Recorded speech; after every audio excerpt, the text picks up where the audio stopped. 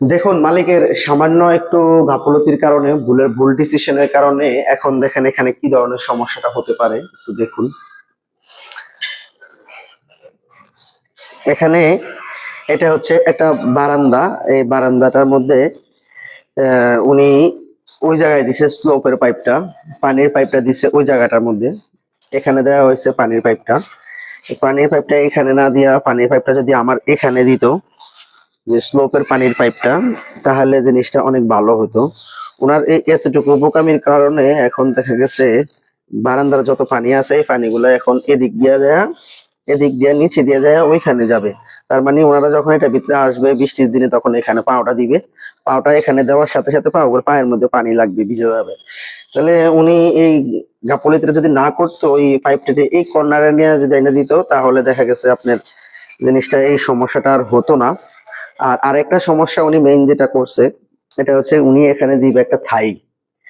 এখানে একটা কিন্তু উনি থাই দেওয়া যাবে, কারণ উপরে একটা একটা ফ্ল্যাট কমপ্লিট হয়েছে।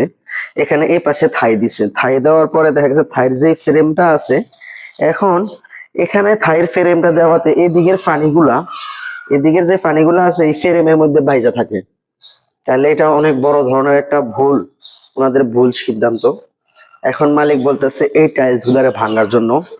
এই টাইলস গুলার ভাঙা উঠেয়া, ওই টাইলসটা, এই টাইলসটা ভাঙা উঠেয়া তারপরে পাইপটা ওইখানে দিবে।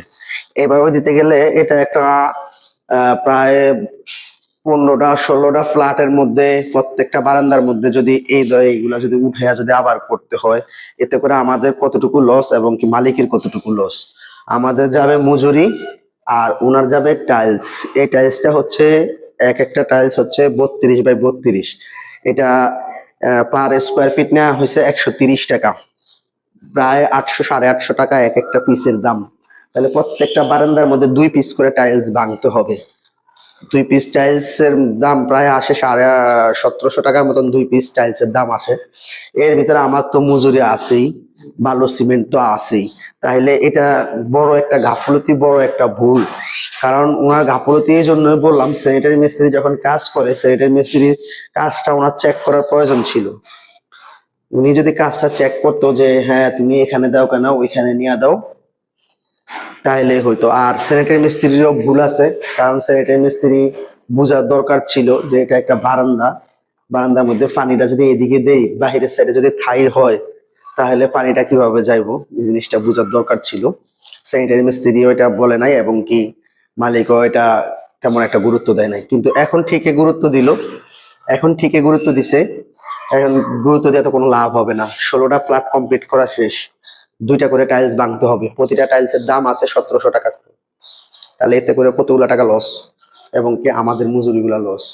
তাহলে যে কোনো কাজ করার আগে ভাইবা চিন্তা করতে হবে, এবং কি চেক করে সুন্দর মতন করতে হবে।